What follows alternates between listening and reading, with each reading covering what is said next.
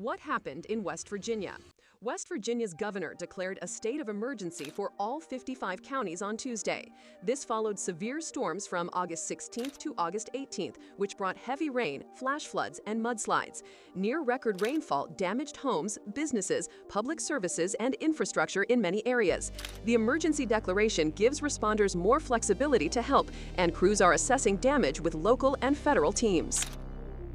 You've seen one version of this story. Discover 20+ sources and who's framing it under 1 minute. Download JQJO. Link in bio.